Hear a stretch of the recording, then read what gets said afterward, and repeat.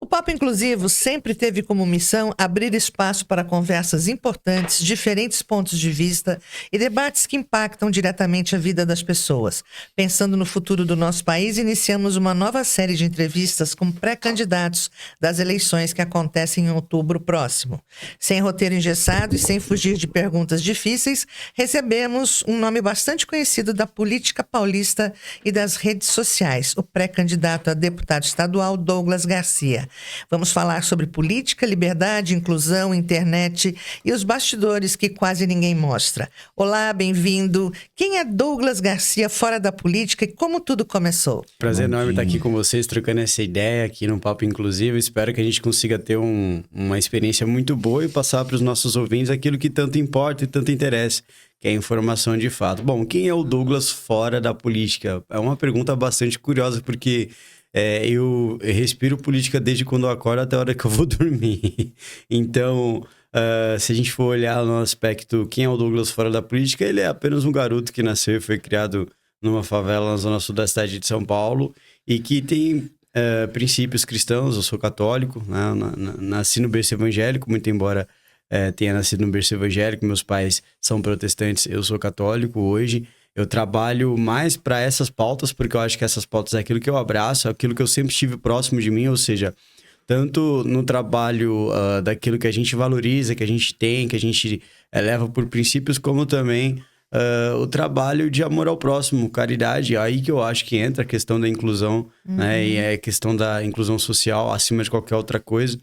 Hoje o Estado, ele é um Estado muito deficiente nesse aspecto de auxílio. E quando ele pensa sobre auxílio, ele não vai às pessoas que de direito deveriam ser auxiliadas, mas eles tentam criar uma espécie de pessoas que não detêm as prerrogativas necessárias para que você tenha uma assistência especial do Estado. Então, a minha briga já começa por aí. Mas o Douglas, fora da política, ele é um garoto comum, uma pessoa que vai à missa, depois gosta de assistir Netflix. Eu gosto muito das maratonas, sou geek, gosto muito de acompanhar Marvel, DC, nossa, sou apaixonado por isso. Meu Deus do céu, Harry Potter, amo Harry Potter, leio tudo quanto é livro de infanto e juvenil que vocês possam imaginar, eu já li quase todos. Harry Potter, Percy Jackson, O Senhor dos Anéis, As Crônicas de Nárnia. O Douglas, fora da política, ele é uma pessoa comum, uma pessoa assim como qualquer outro rapaz de 32 anos. Treinador de boxe. Ah, sim, eu gosto de boxe, eu pratico boxe e jiu-jitsu também. Boxe há mais tempo do que jiu-jitsu, inclusive o boxe abriu muitas minhas portas, muitas portas para mim. Eu pude conhecer pessoas maravilhosas e também me ajudou muito no momento bem difícil da minha vida, né? Acho que o boxe, ele funciona como se fosse uma âncora para muitas pessoas. É esporte, né? Isso, ele funciona muito como uma espécie de...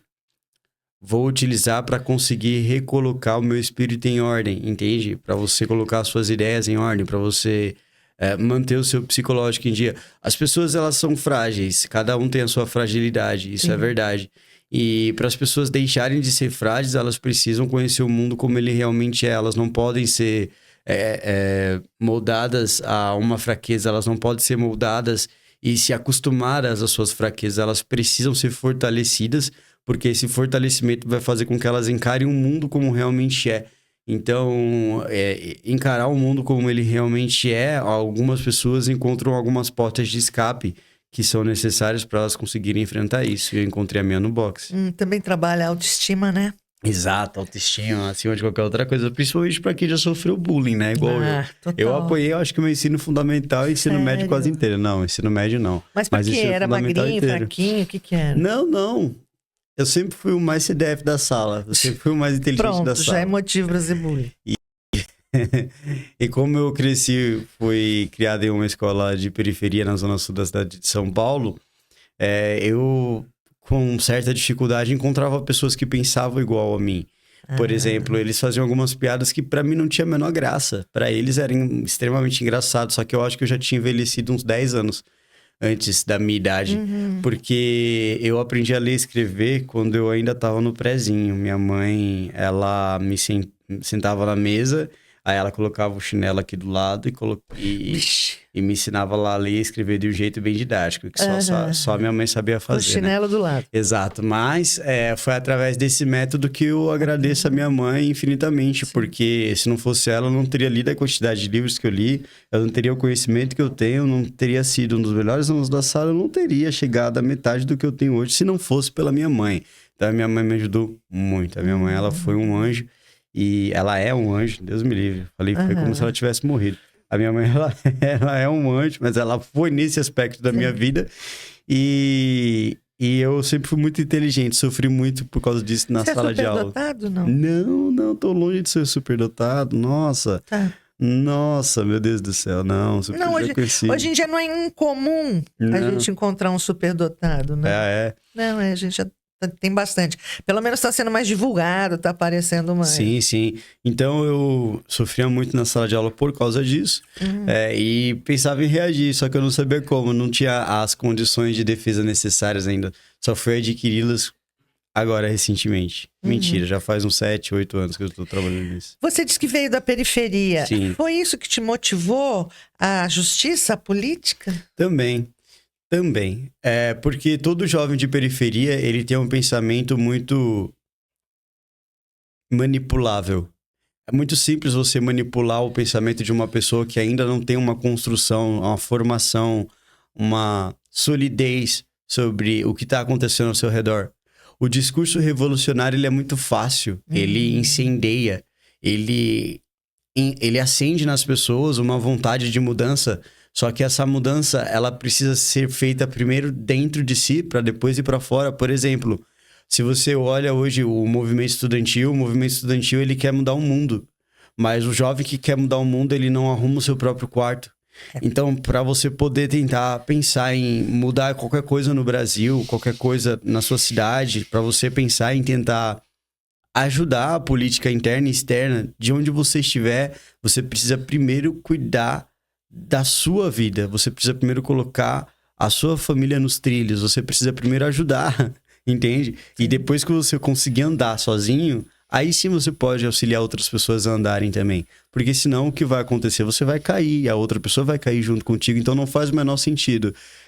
Quando eu tava na periferia, lá na zona sul da cidade de São Paulo, na favela do Buraco do Sapo, vendo o que estava acontecendo, tinha muitas situações em que eu ficava muito nervoso, porque aparecia pessoas com discursos políticos lá, principalmente da época de eleição, para poder Sempre, né? Ajudar, Vamos arrumar tudo. vamos fazer isso, mas nunca fazia, só aparecia em épocas comemorativas, como por exemplo Páscoa, para levar ovo de Páscoa para a criançada, como por exemplo Dia das Mães, e sair entregando rosas para as mães que estavam lá, né? Então assim, eram pessoas que só trabalhavam num pão e circo, e aquilo me incomodava muito, porque o que eles precisavam? Saneamento básico. Claro. Eles precisavam principalmente saneamento básico, porque ali a quantidade de doenças que as pessoas eram expostas era gigantesca. O posto de saúde Vila Império, lá de onde eu morava, ali era um postinho bem pequenininho para atender uma imensidão de pessoas que estavam ali. E não tinha outra unidade, era apenas aquela, à época. Então, aquilo me incomodava muito e eu quis mudar. Só que o discurso que era feito por parte de muitas pessoas era de que, olha, nós precisamos de um país que lute por justiça social, porque nós temos um país que as pessoas estão sofrendo opressões por intermédio de uma classe burguesa que está tirando das pessoas o seu direito fundamental de conseguir trazer recursos para a sua própria vida. E, enfim, era um discurso extremamente revolucionário que aquilo acabava me cativando, né? E aí eu fui percebendo, depois com o passar do tempo, que aquilo não era real. Porque as pessoas que elas queriam que eu acreditasse que eu estava sendo oprimido, elas ficavam incomodadas quando eu tinha algum tipo de ideia que pudesse ser, de certa forma, independente, autônoma, empreendedora, ou, de certa forma, que trabalhasse com um pensamento um pouco mais individualista que seja, o mínimo que seja. Personalidade. O que eu defendia era única e exclusivamente personalidade, mas era criminalizado por isso. Então eu percebia que aquilo ali não era uma espécie de revolução a favor do povo. Aquilo ali era uma forma de neurose coletiva que era usada para conseguir fazer todo mundo pensar exatamente igual e odiar quem pensa diferente. E foi isso que acabou me despertando e tirando daquele lamaçal ideológico que eu estava começando a ser enfeitiçado, né? Mas graças a estudos e autodidata, porque eu gosto muito de estudar, eu pude sair daquilo. Mas como sempre hoje, era uma manipulação, né? E uma lavagem cerebral. Sim, era uma manipulação, uma lavagem cerebral. A diferença é que agora a gente tá com isso mais potencializado. Essa geração hoje, a gente vê isso também, não é? Sim, e mais potencializado graças à rede social. Sim. Mas ao mesmo tempo que a rede social potencializou o discurso de lavagem cerebral, a rede social também potencializou o contradiscurso. Porque se hoje a gente tem a liberdade de poder... Se hoje a gente tem, infelizmente, risco de cair em conversas que não vão levar ninguém a lugar nenhum, ou seja, não, vamos trabalhar ali pra gente conseguir derrubar o governo, pra gente impedir que determinada pessoa avance com seus projetos políticos, a gente vai fazer isso, vai fazer aquilo outro, vamos revolucionar, vamos trabalhar para tirar de quem tem, para dar para quem não tem, vamos fazer isso. Antes desses discursos completamente utópicos viralizarem na rede social, assim como viralizavam antes dentro das salas de aula e em outras instituições de ensino, hoje a gente tem a oportunidade de fazer exatamente o mesmo, só que pela rede social. Então a gente fez uma contra-revolução, digamos assim. O que a gente vive no Brasil hoje, eu diria que seria uma espécie de revolução cultural. Porque a cultura, ela molda o discurso político. Nada entra na política sem antes estar na cultura. Se você vê alguém falando sobre opinião XYZ, é porque exatamente aquele XYZ foi dito em larga escala através de um veículo de comunicação em massa. Por exemplo, quando você pega e diz assim... essa caneca é preta. Eu tô com essa caneca aqui, ó, pra quem não tá vendo. Essa caneca é preta. E você fala isso em um veículo de comunicação em grande escala, que aquela caneca é preta. Apesar de todo mundo tá vendo que aquilo ali é branco, mas você fala aquilo todo santo dia, repetidamente, a mesma ideia. O público vai se convencer de que essa caneca é preta. E quem disser que essa caneca é branca vai ser visto como louco, uma pessoa idiota, uma pessoa que está falando besteira. Então, basicamente... o que a internet está fazendo hoje é você apontar as coisas sobre outro aspecto, sobre outro ponto de vista, uma outra forma de ver o mundo. E essas pessoas, elas estão sendo basicamente criminalizadas por causa disso. Então, o que nós temos crescendo e florescendo no Brasil hoje é uma contra-revolução àquilo que está sendo imposto. Nicolas, Puta, que honra! Que honra! Quase, vai. Eu conheço, ele é um grande amigo meu. Conheço o Nicolas há muitos anos. Legal. Manda, Rafael. Ser deputado.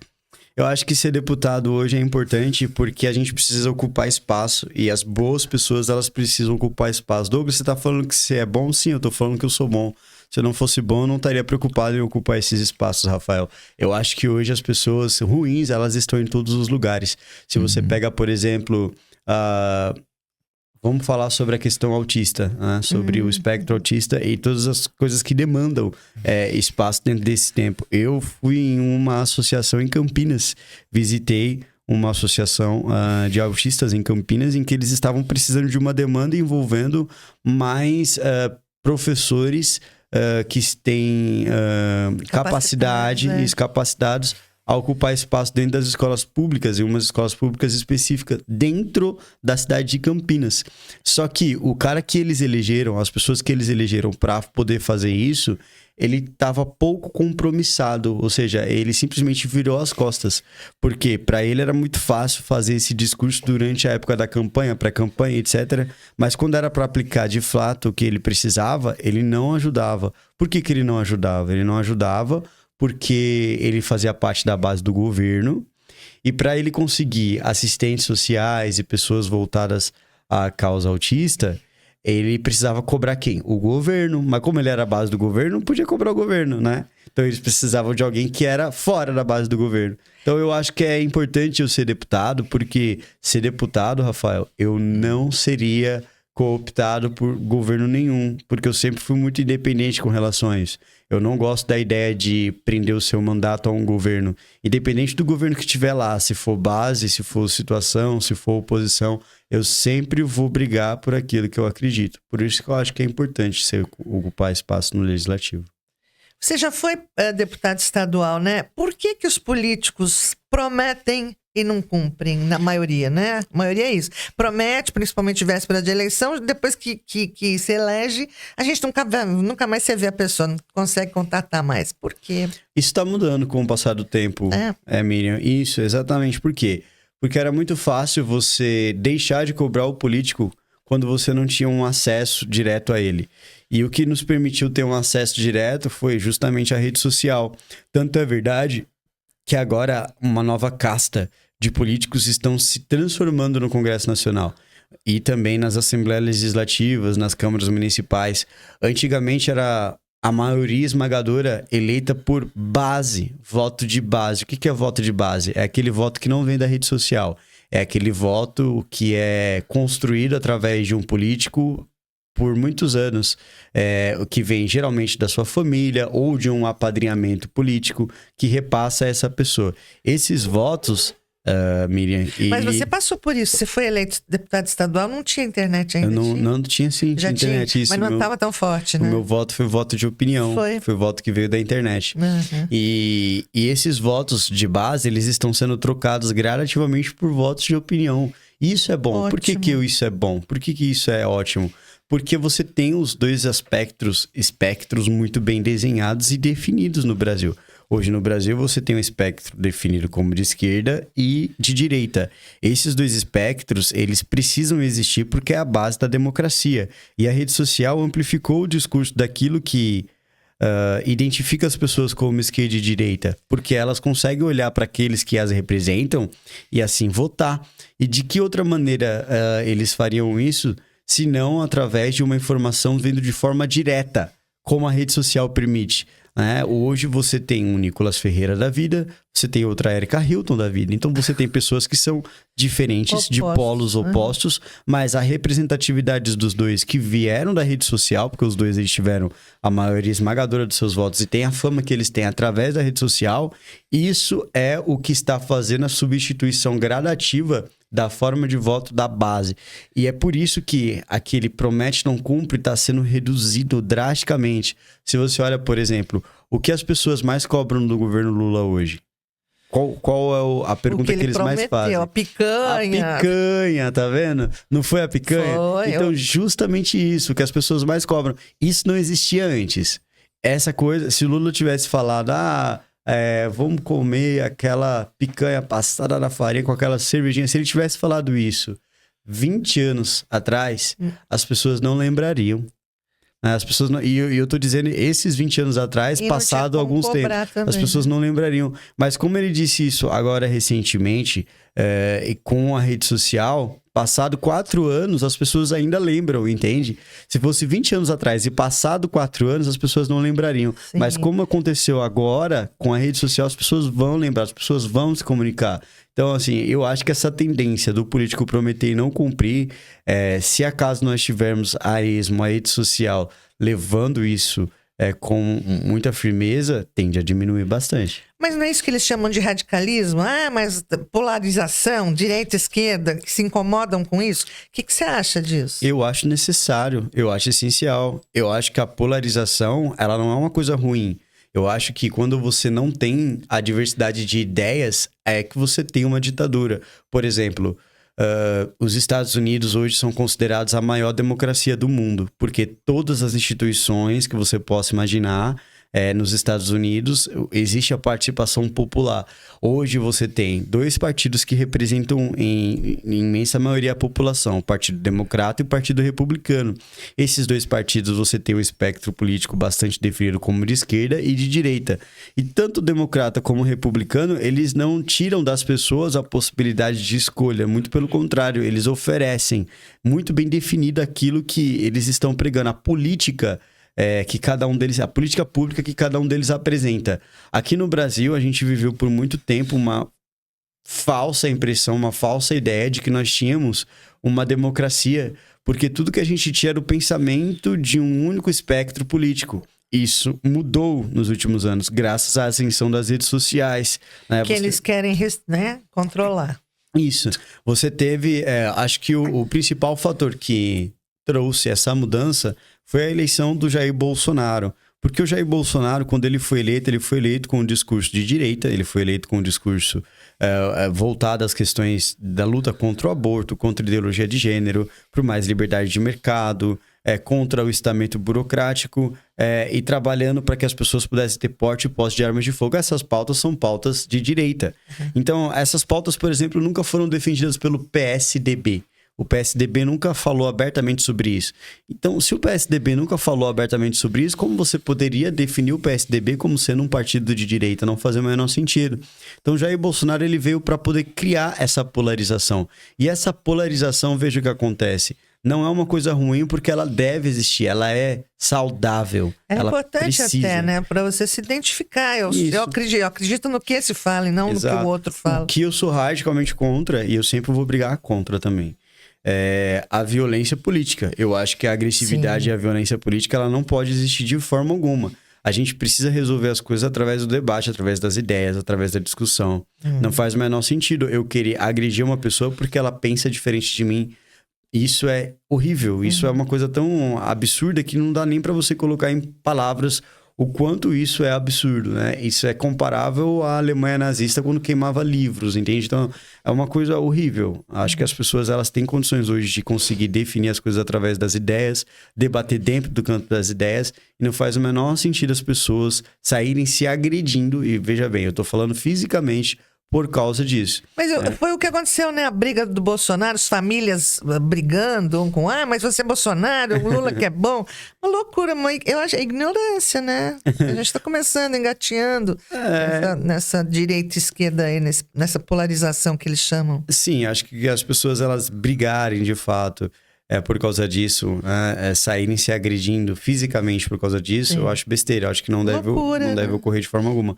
O que eu defendo até o último segundo é o direito à liberdade de expressão das pessoas. Eu acho que as pessoas elas têm o direito de falar o que elas quiserem, inclusive até de se ofender. Porém, cada ofensa pode estar sujeito, por exemplo, a uma ação judicial. Por exemplo, você vai me xingar pelo fato de eu ser petista? Você vai me xingar pelo fato de eu ser bolsonarista? Você pode xingar. Só que você vai ter um resultado por causa disso e vai ser na justiça.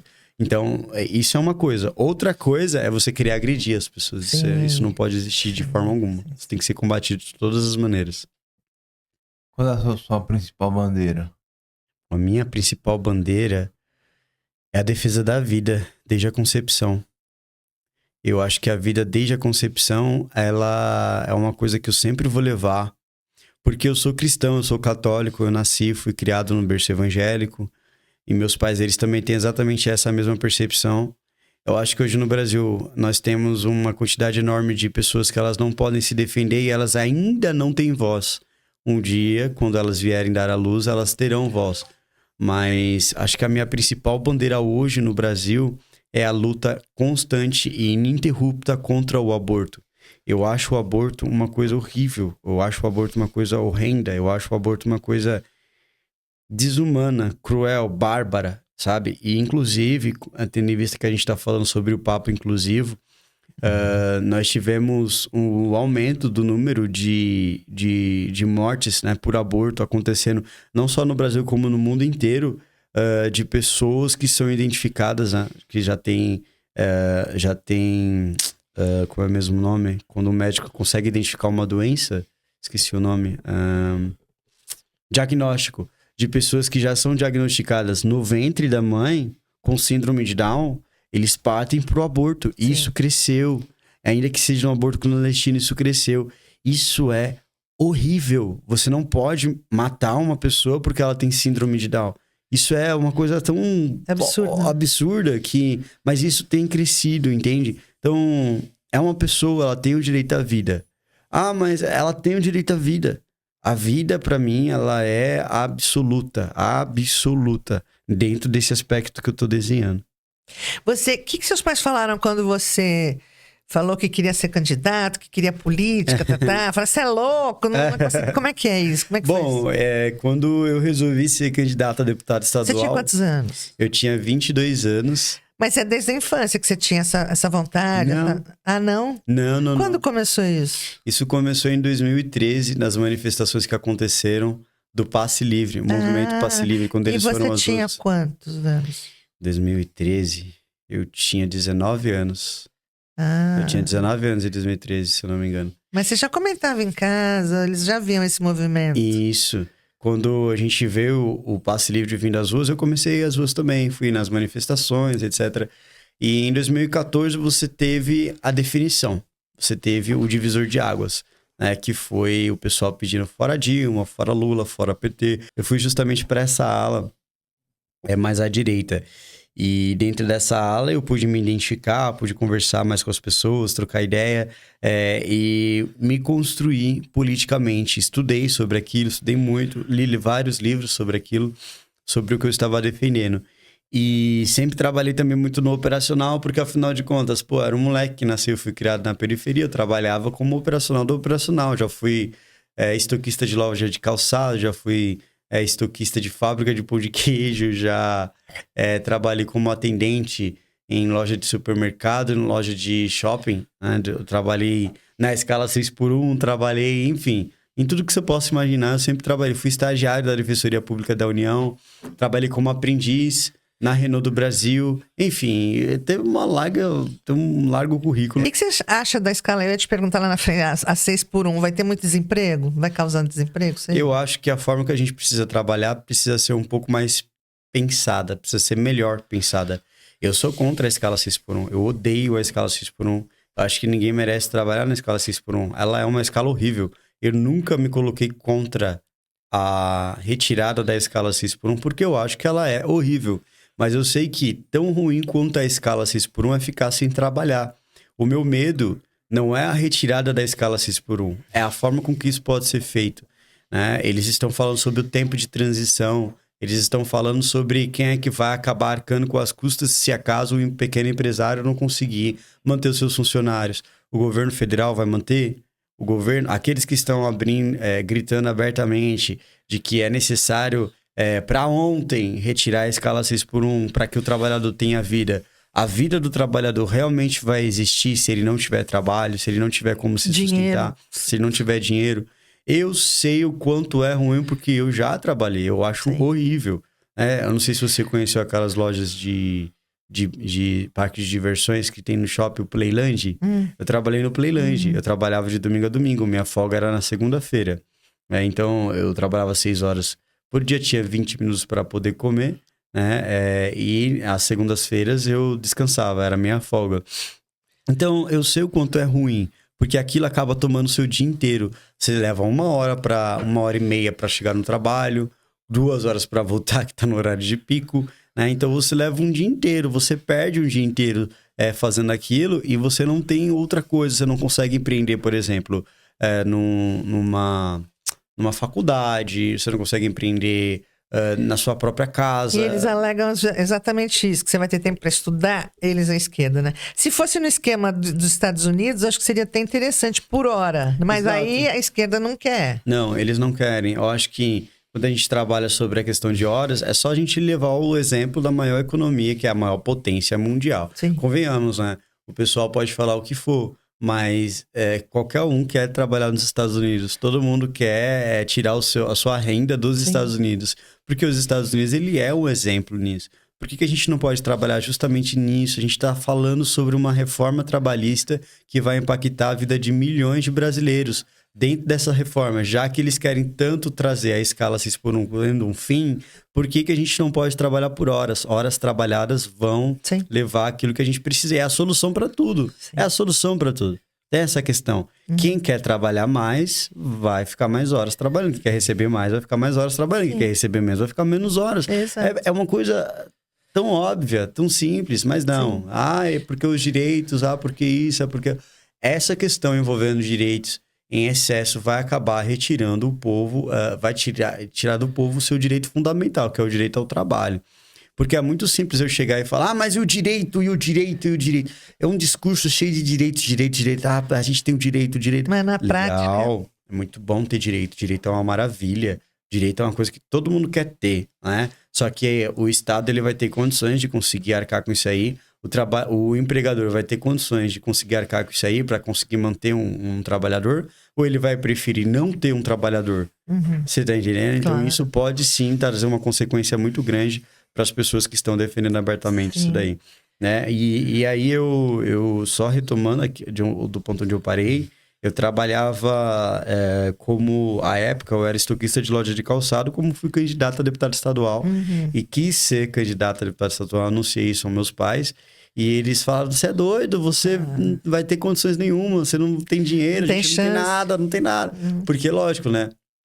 A chance de um moleque de 22 anos que nasceu e foi criado no buraco do saco ser eleito deputado estadual é zero. Ou menos que isso. E aí passou passou pro próximo ano, fiz 23 anos e fiquei trabalhando na minha rede social e trabalhando também no operacional, que eu tinha que ajudar em casa. Quando chegou o ano de campanha, eu falei com meus pais, eu falei, se vocês me ajudarem, eu vou conseguir dar um apoio aí em casa, tudo. Eu falei, não, tudo bem, tranquilo, a gente ajuda você, né? Tive que deixar a casa dos meus pais para ir morar de favor na pensão de um amigo meu para conseguir trabalhar na minha campanha, né? Porque eu não achava justo ficar dependendo dos meus pais enquanto eu fazia a minha campanha. Né? Então, eu trabalhei bastante durante a campanha, ia pra rua com um panfleto mesmo, conversava com as pessoas. Só que o que me fez crescer bastante na rede social, o que me fez ter visibilidade, foi a reação do público que não gosta de mim. Sério? Sim, porque eles me reconheciam na rua e vinham me encher o saco. E eu tava numa transmissão ao vivo.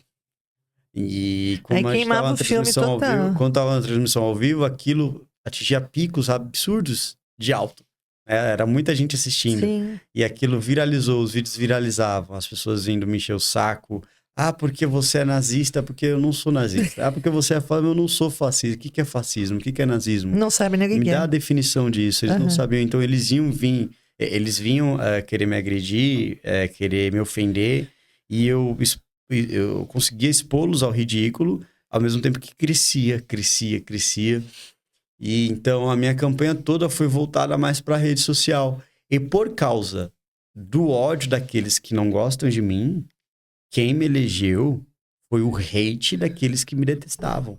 Porque eles conseguiram, de certa forma, me jogar numa plataforma de conhecimento do público que me achou corajoso por estar ali, Sim. batendo de frente com eles e não revidar.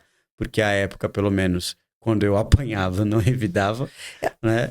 É o que você faz hoje, você tá levando até segurança, que os caras querem avançar, Eles né? querem. Só porque você tá perguntando, questionando, Isso. e eles não sabem responder Não e não sabem. concordam com a resposta. Mas essa é uma coisa que eu adquiri agora recentemente. Eu não costumava reagir. Eu sempre apanhei calado. Mas não é legal. Agora que eu estou começando a reagir, de fato. E por causa dessa forma agressiva deles, eu acabei sendo eleito. Eu fui eleito em 2018 com 74 mil votos. Foi muito voto para uma primeira eleição de um garoto que não tinha dinheiro nenhum, recurso nenhum. Desconhecido. A minha campanha à época foi a campanha mais barata do Brasil. Você pode perguntar, se você pesquisar no Wikipedia, você vai ver quem são as pessoas. Você já tinha contato com políticos ou Não, nada? Se você pesquisar no Wikipedia, você vai ver quem são os meus pais. Tá escrito lá, minha mãe ela é diarista, meu pai ele é motorista, eles são pessoas que vieram da periferia como eu.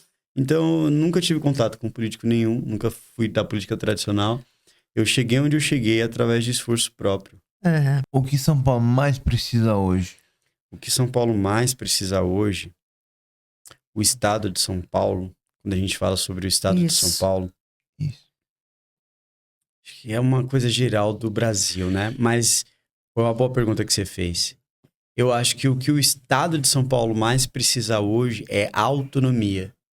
Porque o estado de São Paulo, ele entrega muito e recebe pouco. O estado de São Paulo é o estado que mais arrecada do Brasil inteiro. E quando a gente fala sobre o pacto federativo, o que retorna para o nosso estado é muito pouco. Hoje, por exemplo, se você olha a proporcionalidade, vamos falar sobre uma questão mais burocrática, vamos falar sobre representatividade. O estado de São Paulo, ele tem 70 deputados federais. 70 é o número máximo que pode ter de deputados federais. Pela Constituição, não pode ter mais do que isso. Por que não pode ter mais? Porque foi delimitado pela Constituição. Mas, proporcionalmente, o estado de São Paulo não deveria ter 70 deputados federais. O estado de São Paulo deveria ter mais de 100 deputados federais. Deveria ser mais ou menos 120 deputados. Porque cada estado tem deputados proporcionalmente ao tamanho da sua população. Sim. E a população paulista são 45 milhões de paulistas. Nós deveríamos ter uma proporcionalidade. Mas o que ia mudar com esse número de deputados? Isso ia mudar o recurso que chega no nosso estado. Por quê? Porque os deputados, eles também são responsáveis pelo envio de emendas impositivas. Impositivas? Tipo, porque se teve alguma emenda, alguma coisa assim? Você fez isso na sua gestão passada? Fiz. Eu tinha o poder de enviar 6 milhões de reais de emendas impositivas por ano, dentro do meu estado, obviamente. Sim. Só que os deputados federais, atualmente, eles passam de 20 milhões. Antigamente eram 18 milhões de emendas impositivas. Os deputados estaduais foi para 10 milhões, entende? Já os deputados federais, cerca de mais ou menos 20 milhões de reais em emendas impositivas. Quanto mais deputados forem daquele estado, mais aquele estado vai receber. Além disso, além de ter uma representatividade maior que luta pelos interesses do estado, também existe a questão daquilo que é retribuído por parte da União. A União, quando ela repassa os valores que são arrecadados de cada estado, o nível a proporção que é repassado para o estado de São Paulo é muito menor daquilo que é enviado. Ou seja, o estado de São Paulo, basicamente, ele existe para conseguir suplementar aquilo que é arrecadado por muitos estados que não têm a menor condição, estados que são pobres, né? Estados que estão principalmente em áreas extremamente periféricas do Brasil, que não têm condição de conseguir ter um nível de arrecadação. Então, eu acho injusto. Douglas, você acha justo que esses estados, eles fiquem ao léu, que esses estados que não têm condições de conseguir se manter, então, não recebam nada? Não acho justo que eles não recebam nada. Não é isso que eu estou falando. Eu estou dizendo que nós precisamos trabalhar um pouco melhor sobre essa questão de equilíbrio das contas públicas para que o estado de São Paulo tenha um recebimento melhor e mais justo sobre aquilo que ele arrecada, daquilo que é enviado para a União. Mas o que está faltando, por exemplo, em São Paulo, a seu ver, que é urgente? Tanta coisa. Tipo? Saúde. A saúde é o principal fator que a gente precisa. Quando a gente fala sobre o atendimento, tanto ambulatorial como de emergência, todos eles... Isso é no Brasil todo, né? É no Brasil todo, mas aqui no estado de São Paulo, principalmente, porque todas as epidemias que explodem aqui. Todas as doenças contagiosas que vão para o Brasil inteiro explodem aqui, porque aqui tem muita gente. Mas aí a gente vai para saúde, segurança, tudo. Tudo. Porque tudo aquilo que a gente recebe, né, dos impostos, né, que é retornado da União para cá, deveria justamente ter em resultado o atendimento desse tipo de serviço. E não tem. Por quê? Porque não é o suficiente. O que você acha do atual governo? Um fracasso total Tarcísio? E absoluto. Do governo do estado? Do estado. Desculpa, eu pensei que fosse o governo federal. Bom, não, federal... Eu acho que o governo Tarcísio, ele não é um governo perfeito, mas é um governo que atende às expectativas da população. É um governo que tem ajudado a população, pelo menos quando se fala sobre a questão de segurança pública. Tanto é que você teve muitos órgãos ditos de direitos humanos reclamando sobre a área de segurança pública da gestão Tarcísio, dizendo que a gestão Tarcísio está matando o preto pobre da periferia. Bom, eu sou preto pobre e vim da periferia. Não vi nenhuma vez a polícia militar entrando lá com uma metralhadora, atirando em tudo contra negro que veio pela frente. Isso não acontece durante a gestão Tarcísio. O que acontece, o que aconteceu, o que eu posso falar... Não. O que aconteceu e o que eu posso falar que acontece, justamente, foi, por exemplo, da Operação Verão e a Operação Escuta que aconteceu na Baixada Santista. É uma região extremamente periclitante, porque é uma região de porto onde entra e sai drogas aqui do Brasil. Do Brasil, o porto de drogas que tem é no Porto de Santos. Sim. É no Porto de Santos. Então, ali é basicamente o berço de ouro, o bezerro de ouro dos bandidos fica ali. Então, é lógico que eles não receberam a polícia de mãos abertas. E eles queriam que a polícia militar fizesse o quê? Sorrisse para todo mundo e falasse, gente, deixa a gente passar. Não. É lógico que houve troca de tiros e houve, sim, um número de pessoas que morreram Mas essas pessoas que morreram não foi nenhum inocente, não estavam na igreja rezando o terço, eles não estavam na escola estudando, eles não estavam fazendo medicina ou graduação em direito. Não!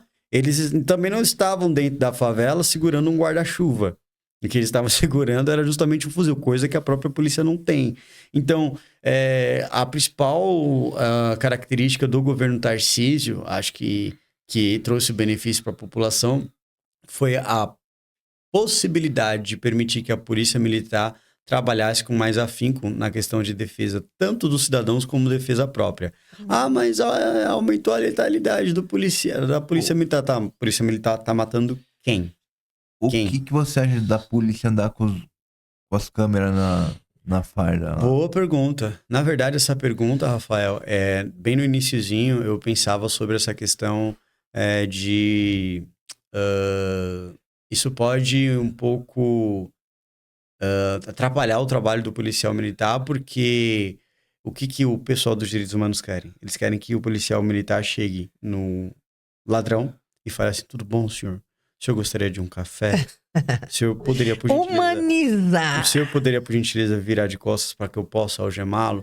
Então, eles não queriam que os policiais chegassem da forma que chegassem. Então, os policiais eles teriam que tratar o Bandido. sujeito a ser abordado de uma maneira mais delicada. Então, os policiais... E esse meu medo no início foi real. Mas depois, com o passar do tempo, tantos policiais eram acusados de ter matado XYZ. E a própria câmera que eles carregam no corpo mostrou que não foi assim que aconteceu. Então, assim, eu tô vendo que o tiro está saindo pela culatra. Né? Então, na verdade, Rafael, como eu não sou policial, é algo que a gente precisa ver com a própria corporação também. Porque, sabe, eu não acho justo você perguntar para os professores, por exemplo, os professores de escola pública, o que eles acham sobre as políticas que são adotadas sobre o governo do estado a eles. Mas você não poder perguntar para um policial o tipo de política que é adotado, o mesmo governo a eles, por que o policial também não tem o direito de escolher de que maneira ele vai ou não trabalhar? Eu não estou defendendo aqui o sindicalismo militar, porque o sindicalismo militar ele não existe. Mas eu estou defendendo aqui pelo menos o direito dos policiais poderem ter um nível de representatividade expressa. Entendeu? Ter uma voz, falar, olha, o que vocês acham? Eu acho que, pelo menos isso, dá pra gente poder conceder a eles um estatuto que seja. O que te diferencia dos outros candidatos? Fala pré-candidatos. Pré-candidatos. Culpa dos outros pré-candidatos. Tranquilo. O que me diferencia dos outros pré-candidatos, eu diria que é a minha insistência. Eu sou uma pessoa muito persistente. Eu não desisto tão fácil. E eu posso trazer exemplos práticos disso, exemplos concretos disso. Em 2022, quando eu fui candidato a deputado federal, eu tentei ser candidato a deputado federal em 2022, eu perdi as eleições por causa de um cancelamento que foi feito sobre mim, um cancelamento injusto, que eu não quero muito falar sobre isso, mas foi um cancelamento extremamente injusto. Uma mulher tinha dito que eu havia agredido e eu consegui provar na justiça que era mentira. E as pessoas, infelizmente, acreditaram nela. Mas eu provei na justiça que era mentira. É criminal, ainda não foi cível, foi criminal. Eu provei tanto na cível como na criminal. Não foi apenas cível.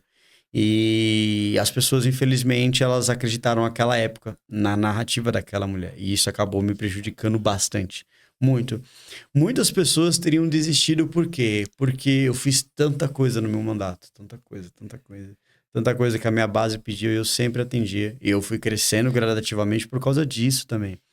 O que foi destaque no seu mandato? Acredito que o que foi destaque no meu mandato foi uma aprovação de um projeto sobre a Polícia Militar, que concedia o curso de formação superior a eles, reconhecido no Brasil inteiro, para que eles pudessem subir a área de policiais federais, por exemplo, se quisessem prestar concurso, sem necessariamente fazer um curso de graduação numa faculdade, porque eles já tinham se graduado do ensino superior na Escola de Formação de Soldados. E também eu consegui fazer a proibição da obrigatoriedade de vacinação para aqueles que não quisessem, porque eu acho que quando você obriga uma pessoa a se vacinar, principalmente no estado em que nós estávamos da Covid-19, em um estado experimental de vacinas experimentais, era um pouco quanto arriscado. Nós tínhamos um caso disparado de miocardite, por exemplo. Crianças estavam com casos de miocardite disparando. E isso não foi levantado. Essa base de dados não foi levantada pelo governo do estado de São Paulo. Porque a época era do João Dória. E todos os profissionais de saúde que tentavam falar sobre isso eram simplesmente censurados. Eu estava vendo um levantamento de uma espécie de imposição de ditadura sanitária sendo feita no Brasil. Então, eu criei um projeto de lei que proíbe o passaporte sanitário e foi aprovado e foi sancionado pelo governador do estado de São Paulo, Tarcísio de Freitas. Ele sancionou esse projeto. O que é essa lei de sanitária?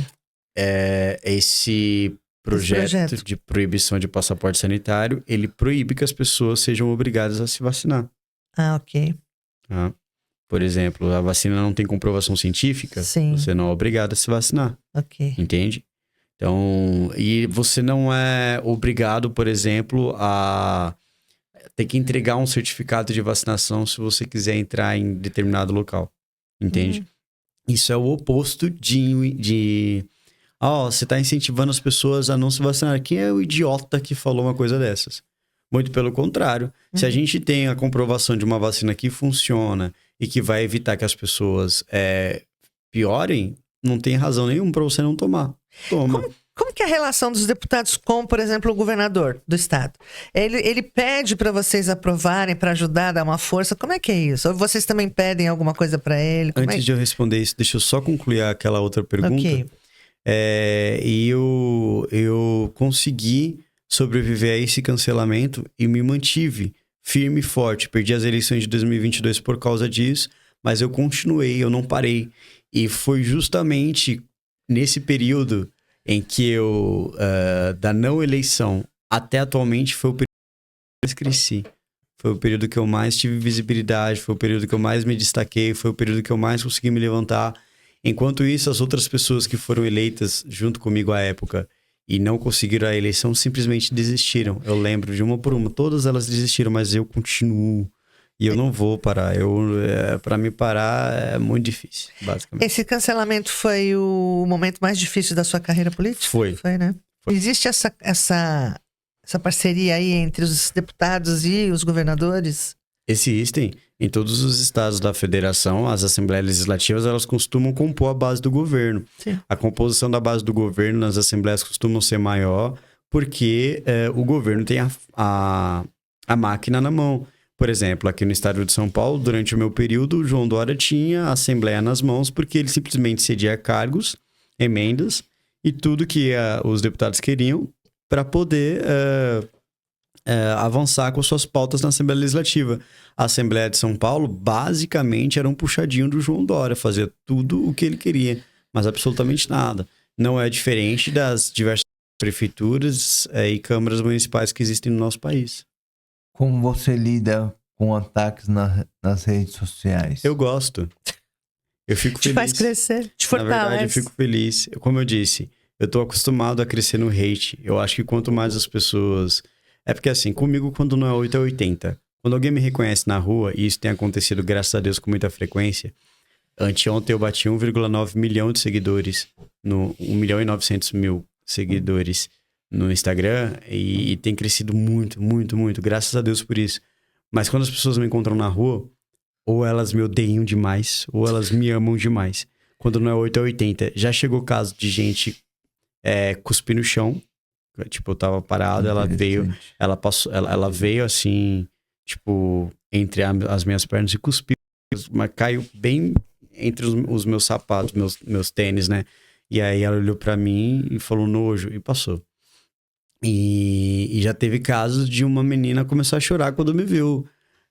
De emoção, feliz. Eu falei, caramba, também não é uma coisa que eu tô muito acostumado. Sim. Né? Porque assim, as pessoas elas vêm, pedem pra tirar foto, é normal, é legal, isso é muito bacana. Mas existem níveis e níveis, né? É sempre radical de ambas as partes. Mas os ataques que fazem a mim na internet, na verdade, eles mais me ajudam do que qualquer outra coisa. É aquele negócio, né? Aquela frase lá, né? Famosa, fale bem ou fale mal, mas fale de mim. Existe censura nas redes sociais? Existe. O que mais existe hoje nas redes sociais, na verdade, é a censura. A tentativa de censurar a rede social é uma forma do governo querer controlar as pessoas e a opinião das pessoas. Antes da rede social, a gente tinha apenas a imprensa normal, cotidiano, tentando fazer com que as pessoas fossem manipuladas pelas suas opiniões. Hoje a rede social tem um papel muito importante de conseguir fazer com que a informação chegue a quem de direito de forma natural, sem passar por um viés político. Então, quando as pessoas elas têm acesso a essa informação, elas mesmas criam o seu juízo de valor. Então, criar o seu juízo de valor com base em uma informação é mais importante do que ela vier com viés político. Ah, mas é o jornalista quem vai fazer análise. Não, não é o jornalista quem faz análise nenhuma, nem apuração nenhuma. O jornalista ele não tem que infectar a informação com a opinião dele. A opinião dele pouco importa. O que importa é a notícia. O que importa é o fato. O fato hoje está chegando às pessoas. E isso é o que mais importa. Eles estão tentando tirar isso a todo custo. A direita virou moda? Na verdade, a direita está virando uma contra-revolução hoje em dia. Uma nova moda. E eu diria que isso é muito bom. Por quê? Porque quando você vive no status quo... olha como o jovem é engraçado isso. O jovem ele é facilmente manipulado por um discurso revolucionário, como eu disse. Mas quando essa revolução ela é contínua, porque a esquerda ela prega uma revolução contínua, nunca tem um fim, nunca tem um devir. Eles estão sempre no vamos lutar por um mundo melhor, mas nunca chega em um mundo melhor. Eles estão sempre em processo de revolução. Quando essa revolução é contínua, você vive dentro de um estado de coisas e que tudo aquilo que mostra ser contrário passa a ser considerado como crime. E se tudo aquilo que mostra ser considerado como crime de certa forma dá uma adrenalina ou uma sensação de desafio, desperta também no jovem o interesse de abraçar aquilo. Porque o jovem ele é facilmente manipulado. Então, o jovem ele gosta daquilo que é contrário. Ele gosta de contrariar, ele gosta de ir contra. Então, se você tem hoje todo um mundo de coisas que estão pregando justamente para que aquele jovem siga uma determinada linha política, uma determinada ideologia, porque ele tem que seguir e aparece a direita com uma nova opção, ele vai abraçar aquilo só pelo simples prazer de dizer não. E é justamente isso que está acontecendo. A juventude hoje no Brasil, ela tende a abraçar mais a direita do que a esquerda, mais uma contra-revolução do que a revolução, mais o discurso politicamente correto do que o discurso politicamente correto. Porque elas estão cansadas e saturadas, a juventude está cansada e saturada de uma carga excessiva de discurso efusivo. E arcaico, né? Que nem você falou, não chega em lugar nenhum nunca, né? Só chega. revolução. Não. E eles também querem só para contrariar, né? É só pra contrariar. Sem governo, sou contra, né? Isso aí. Uhum. O que mais te revolta hoje no Congresso? O Centrão. Eu acho que o Centrão é a pior coisa que existe no Congresso. Veja, eu sou de direita. E quando vem um cara que ele é de esquerda, principalmente os pessoal de extrema esquerda. Quando a galera de extrema esquerda ali, eles vêm e falam assim, eu defendo o aborto. Eu defendo tal, eu defendo isso, eu defendo que as pessoas não podem ter porte de armas de fogo, eu defendo... Essa pessoa que fala isso pra mim, apesar de eu repudiar as ideias dela, eu respeito essa pessoa, porque ela está sendo clara. Ela está sendo... aquele cara, ele me detesta. Eu sei que o pessoal de esquerda me detesta, mas eu respeito, porque ele está sendo claro comigo, ele está falando o que ele quer. Já o pessoal do Centrão é uma desgraça. O pessoal do muro, Centrão, né? Nossa, o pessoal do Centrão é chato, insuportável, nojento. Eles vão pro lado que tiver que pagar mais. Tá ganhando, Isso, né? eles vão pro lado que sempre paga mais. Então, assim, é um tipo de gente que não dá pra você confiar que vai fazer alguma coisa em determinado sentido, porque ele vai pelo lado que pagar mais. Vai pro lado que cantar mais. Eu vou, por exemplo, fazer uma aposta... XYZ num cara de esquerda, porque eu sei que ele não vai mudar a opinião dele. A exemplo do que acontecia na Assembleia de São Paulo. Na Assembleia de São Paulo tinha algumas propostas do governo Dória que eu era contra e o pessoal de esquerda também. E aí eu ia lá e me abraçava junto com eles e a gente fazia obstrução juntos. Porque eu sabia que eles não iam abrir mão. E eles não abriram mão. Então, assim, eu respeito mais uma pessoa de esquerda do que uma pessoa do Centrão. Eu acho que o Centrão é a pior coisa que tem. Mas como é que foi o governo Dória? Muito difícil lidar? Foi terrível. Imagina. O governo Dória foi um governo de pessoas engomadas que usam sapatênis o tempo todo. Sem propostas? É uma coisa chata, elitizada, Bem centrão. extremamente. Ele não tinha, eu não sei, assim, eu juro que eu não sei. O João Dória, ele não tem a cara da população paulista. Ele tá longe de ser a cara da população paulista. Eu não sei que diabos fez o João Dória conseguir ser eleito, porque ele não tinha uma pessoa realmente que tivesse uma projeção. Mas na política tinha, porque é o caso do toma lá da cá. Se eu faço isso, você me faz aquilo, não? Não tinha uma pessoa que tivesse uma projeção à direita como o João Dória à época, para conseguir substituí-lo. Por exemplo, se você me pergunta entre Márcio França e João Dória, eu prefiro Márcio França. Sério? Eu sei que o Márcio França é horrível. Eu sei que ele é horrível. Mas Eu o sei. Dória, ele fica ali no meio de campo, né? Mas é aquele que eu falei. Mas é aquele que eu falei. Mas o França, desculpa perguntar. É um esquerdista nojento. Mas ele é Esquerdista centrão, nojento. Ele costumava ser centrão. Ele costumava ser centrão, mas agora ele ele abraçou realmente a esquerda. O PSB costumava ser um partido de centro. Mas agora o PSB, depois que foi para a base do governo Lula, conseguiu ministérios, colocou pessoas como, por exemplo, Geraldo Alckmin, teve outro agora que eles filiaram recentemente, se eu não me engano, a Simone Tebet, para poder disputar as eleições aqui pelo estado de São Paulo. Eles estão abraçando abertamente as pautas de esquerda, eles não têm mais medo de dizer que eles são de esquerda, e quem gere o PSB hoje é o Márcio França. Então o Márcio França, ele é sim um cara de esquerda, mas assim, é aquilo que eu falei para vocês, pelo menos eles têm identidade, né? Você sabe o que você está falando. Uhum.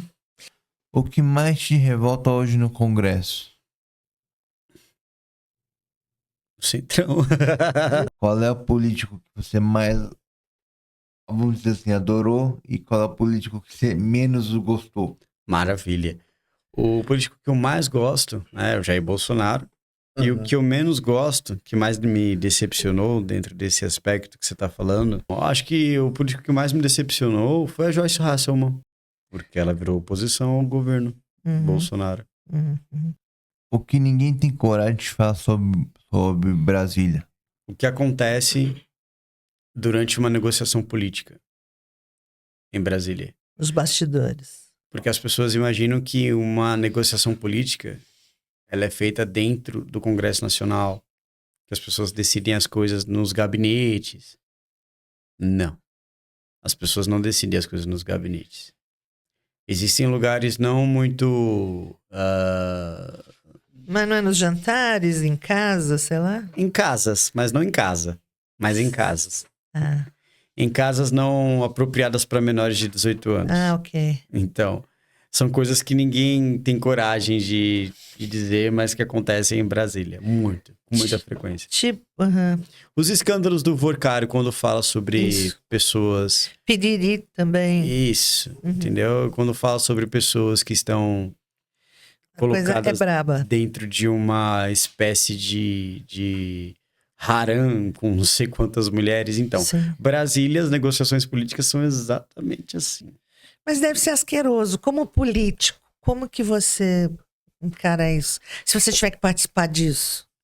Eu não participo Para disso, eu sou sobreviver católico. politicamente. Não. Prefere sair fora da política? Veja, tudo que acontece sobre as decisões políticas em Brasília são decisões que são feitas pelo alto clero. Sim. O baixo clero não decide nada, quem decide tudo é o Sim, alto não, mas clero. imagine, porque você como deputado estadual, daqui a pouco deputado federal e vamos indo, subindo, Sim. chegando. Eu sei, mas vamos lá.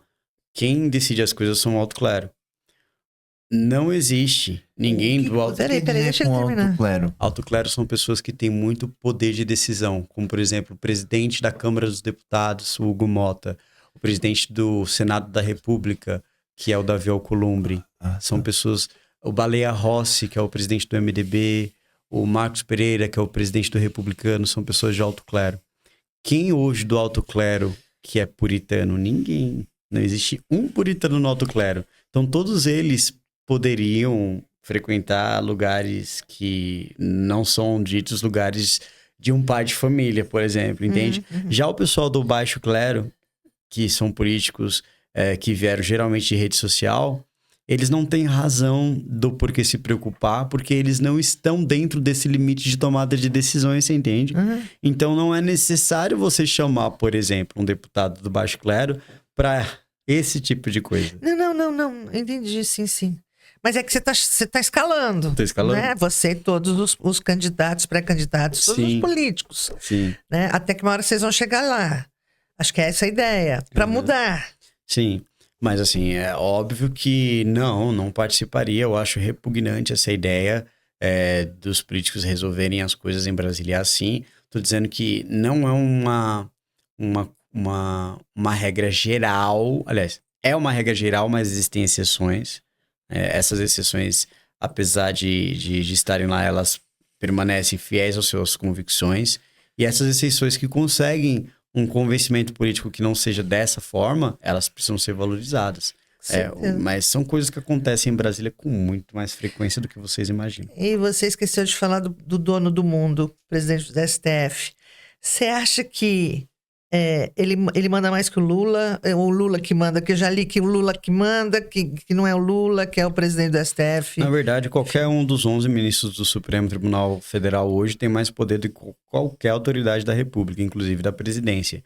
Porque não foi delimitado pela Constituição quais os limites que seriam dados ao ministro do Supremo. E mais do que isso, não só um limite expresso, mas apesar de existir o sistema de freios e contrapesos através dos impeachments que acontecem em pedido de investigação, o Senado da República está pouco interessado em fazer esse tipo de coisa. Você tem um Senado que é absolutamente imóvel a qualquer tipo de ação que é feito pelo Supremo Tribunal Federal.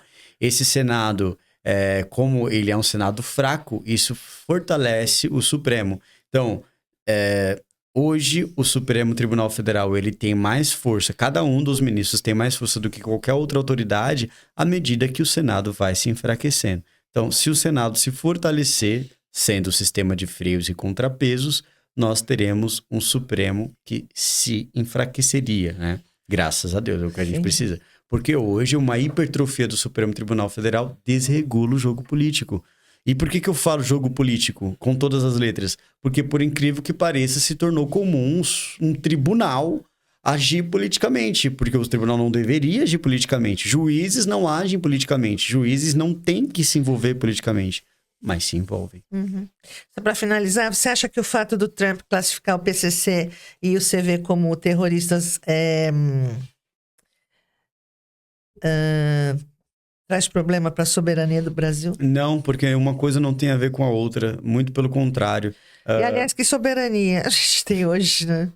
Quando a gente fala sobre soberania nacional, a gente tem que questionar, por exemplo, por que o Lula entregou de mão beijada a refinaria de Abreu e Lima para a Venezuela e não questionou absolutamente nada. Por que o Lula simplesmente fez acordos espontâneos com a China sem ter nenhum tipo de filtro? Ele entregou tudo o que Xi Jinping pediu. Por que o Lula quer tanto fazer com que membros do Foro de São Paulo, que ele criou e negou por muito tempo a existência e agora fala abertamente sobre isso, sejam tão fortalecidos dentro daquela base? Né? Então, a soberania nacional pouco importa por parte do governo federal. Agora, o que eles estão fazendo para tentar defender o seu ponto de vista, mostrando que eles não estão defendendo o PCC ou o Comando Vermelho, tá engraçado de se ver. É uma ginástica mental gigantesca, absoluta, deles não falarem, olha, não concordamos porque é soberania nacional. Mas como você linka isso? Não é, de forma alguma, plano dos Estados Unidos invadir o Brasil para pegar um membro do Comando Vermelho ou do PCC. Isso nunca esteve no papel. Acontece que tanto o PCC como o Comando Vermelho já saíram do Brasil. Eles estão fora do Brasil, eles estão em outros países. Deixou de ser um problema nacional para ser um problema transnacional. Então não cabe apenas ao governo brasileiro reclamar com relação a isso, porque isso impacta diretamente a América como um todo. E os Estados Unidos estão preocupados com a sua segurança.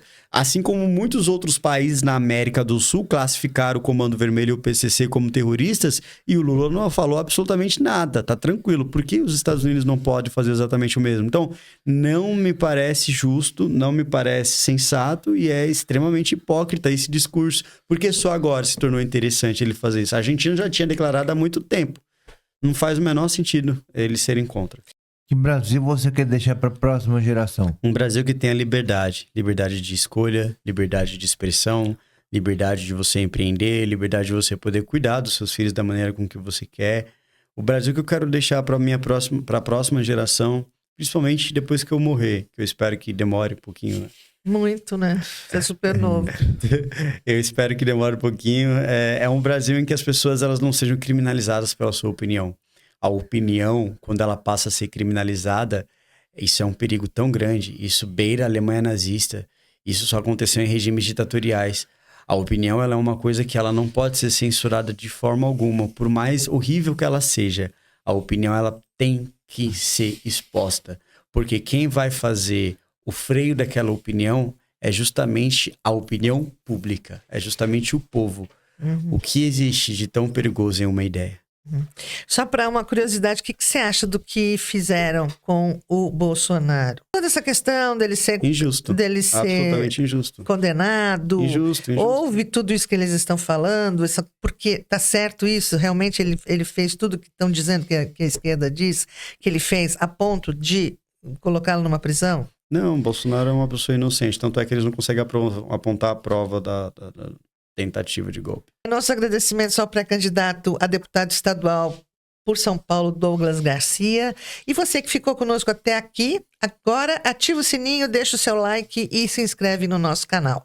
Tchau, tchau e até a próxima entrevista. Tchau, tchau. Tchau, pessoal.